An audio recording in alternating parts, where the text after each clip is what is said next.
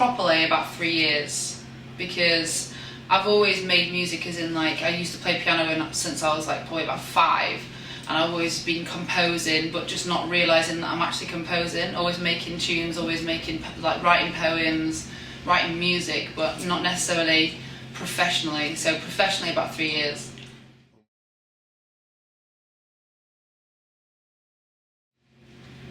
I was inspired to do music by, I guess, my dad.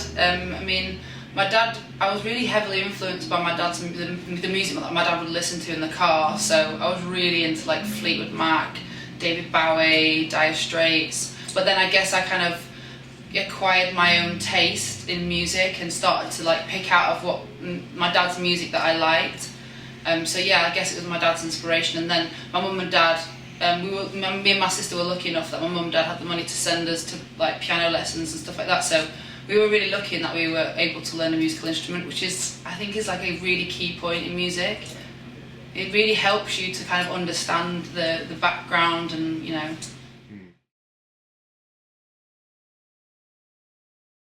I don't think it's essential. I really don't think that like learning an instrument is essential in making music. I think, in fact, sometimes it kind of hinders you.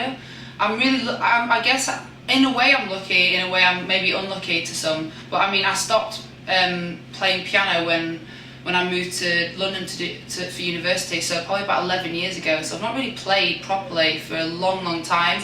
So I guess I lost a little bit of it, but I can still read music and I can still play. So I can still, you know, hold a tune and still figure out different chords. Whereas if it comes to like playing, you know, concerto, I've not got a chance. But I think it definitely helps. But I think sometimes it kind of holds you back because everything's so musical, everything's so technical. You know, sometimes I kind of argue with not argue, but I, you know, have a little tiff with my band because they're so they're so musical. Everything's always kind of got to be so perfect. And the same with my producers. Sometimes they want everything so perfect musically. When I'm like, actually, yeah, but it sounds better like that. It like doesn't really matter whether it's like musical, you know, technically right. It actually sounds better the other way. And plus I always think I'm right, so.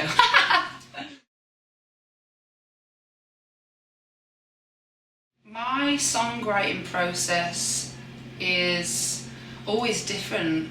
Sometimes I start with a beat that a DJ or a producer sent me. Sometimes I write a poem. Sometimes I see like a bird in the sky and I'm inspired by the colour, that, you know, the movement, and it really just depends. I don't have a specific way of writing. I can write anyway. I can write to a drum beat. I think it's good to be, you know, to have that freedom when it comes to songwriting. You know, if you sat me down with a beat and told me to write about bricks, I'd write about bricks. I might struggle a little bit because it might not be what I'm hearing from the music, but I would do it. So I can do it. I can pretty much write from anything, really. Yeah, I think that Sheffield has definitely inspired me in a lot of ways, and I think even, you know, even recently, I mean, you know, kind of recently, the Arctic Monkeys, I think when they came out, even though their music's kind of a lot different to mine, it's still, the fact that they sang with their accents, I was like, yeah, you know, that's what I want to do. So, you know, I try to keep my accent in my music, although it's kind of hard. It's actually really hard to sing with an accent, because when you sing in certain words, it doesn't actually sound right. But yeah, I think Sheffield music and just Sheffield in general has definitely inspired me. And growing up in Sheffield and just kind of coming from that kind of small village, small town mentality, you know, it's definitely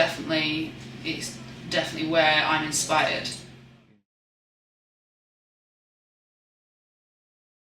I've actually been working with a lot of different writers and producers on my album, loads, like in LA, London, all, you know, pretty much all over the world. I've been so lucky that I've been able to write with these like Grammy award-winning producers and writers. I've worked with some incredible writers, Mark Nelkin, David Karp, Carlin from Soulshop and Carlin. I've worked with Danny Garibay. Simon Ellen has been a massive big part in writing and producing my album, and hopefully what we're going to do is kind of take the tracks into Arcadium Studios, with Simon Ellen and kind of make sure that it's all a full body of work rather than just being kind of scatty. Because at first it's been, I've been in development because I've only been singing properly for about 3 years.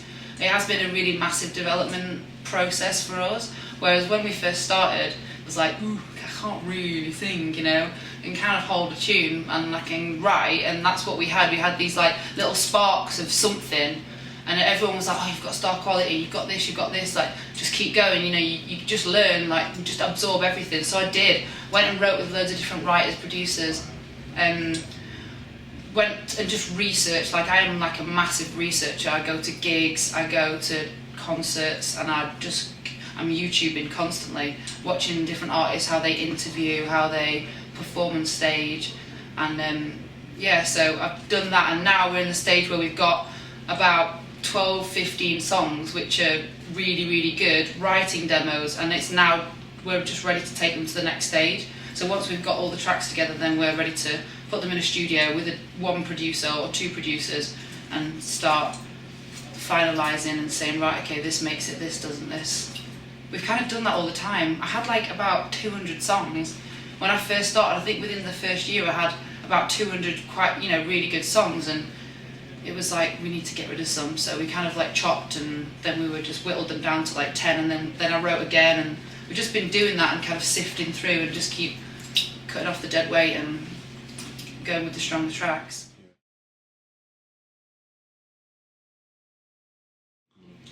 We are now gearing up to release Overdrive as a club kind of single. So we'll go out to clubs with a club mix. Andy Duran's going to do our remix, and we're going to get a really cool remix by Timothy Jones.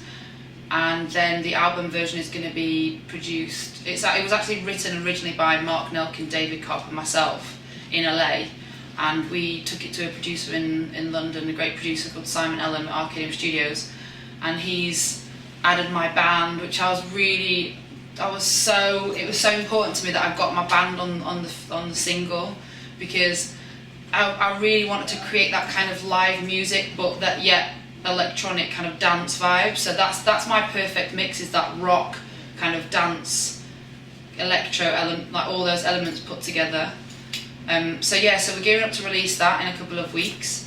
And then we will be releasing Criminal after that as a second single, and then the album to follow. I mean, we've got some great gigs coming up. We're doing the Sheffield at Don Valley Stadium.